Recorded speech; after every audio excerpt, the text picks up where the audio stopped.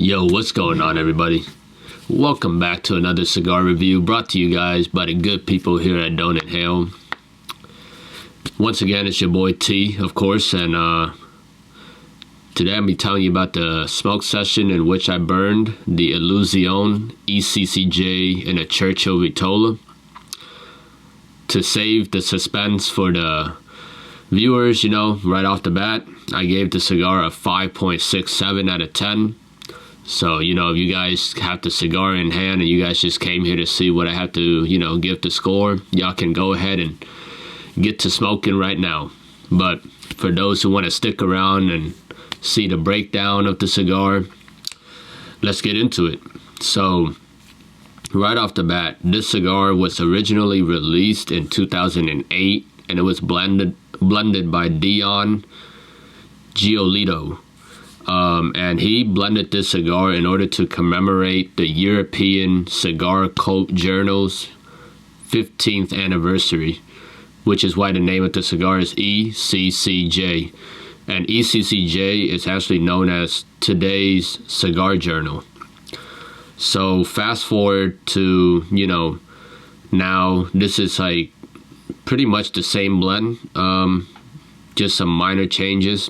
So I smoked on the ECCJ, the Churchill vitola. It's a 6.5 by 48. Wrapper is Nicaraguan Rosado Corojo. Binder is Nicaraguan. Filler is Nicaraguan Criollo and Corojo as well, which makes this a Nicaraguan Puro. When I felt the cigar on my hands, it was kind of bumpy because the veins were definitely raised. More than, a usual. It wasn't a smooth texture. Smell of the cigar gave off a savory, meaty spices. And I chose to do a guillotine cut for this smoke session. Off the cold draw, I got like this savory chicken bouillon kind of flavor profile to it, but the draw right away, I saw that it was very tight, and I used the perfect draw tool, and that still didn't really fix the issue too much, and I definitely had to work a little harder to smoke the cigar in this session. So off the initial combustion, the flavor was very nice. It was a toffee with some light cayenne spice finish that kind of like left a little tingle around the back of the tongue. Through the retrohale, I got a black pepper spice with a caramel finish. So it started off pretty good. The first third of the cigar, once I smoked through the first third, it gave me like these biscuits that you would usually eat with your tea. Like it was slightly sweet biscuits, not overly sweet.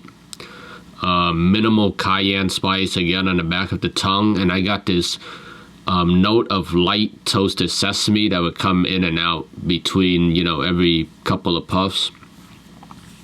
Through the retrohale, I got a white pepper with toasted caramel flavor. So the cigar really didn't, change much. Like through the first third, I would say the body is, mild. Strength is also mild.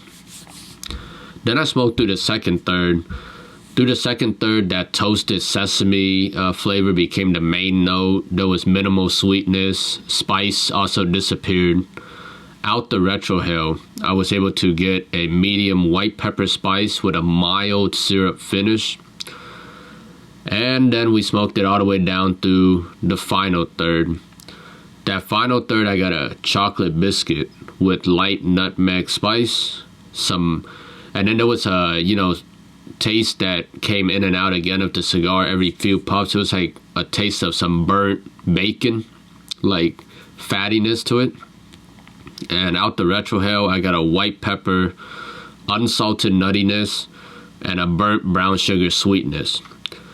So, all of these flavor notes sounded really good, right? So you might think that I gave the flavor profile a really high score, but flavor-wise, I gave it a 6 out of 10. All the flavors were nice and what I would be looking for in a cigar. However, the body of the cigar was very mild. And maybe also because of the, tight draw, that the flavors didn't really accumulate within the palate really well, or it didn't leave a lingering impression of these really good flavors. So I got to give it a 6 out of 10.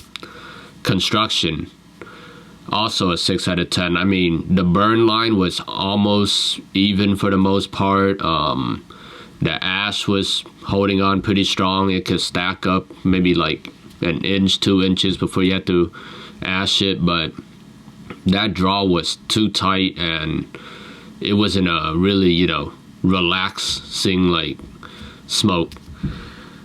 And the price, well, this cigar MSRP is around $15 to $16. So for that reason, when I think of other $15 or $16 sticks that I've smoked, this one fell at 5 out of 10 for the price category, because there are better, $15 or $16 sticks that you guys can smoke out there for sure. It will bring you a more full body flavor experience, a more complex profile. But this was also not the worst $15 or $16 stick. I mean, the flavor is nice. I think I would recommend this for a beginner smoker. It's a mild cigar, easy to enjoy, not a lot of complex flavors, really one-dimensional. And at least the one-dimensional, profile to it isn't like a one dimension of just bitterness or sour or something like that. It was still like some sweet notes to it. So yeah, I would recommend this to a beginner. So overall, that brought the score to a 5.67 out of 10 for this cigar. And there you guys have it. This has been another review. And, once again, I smoked on the Illusione ECCJ and the Churchill Vitola. Until next time, you already know the drill. Don't inhale.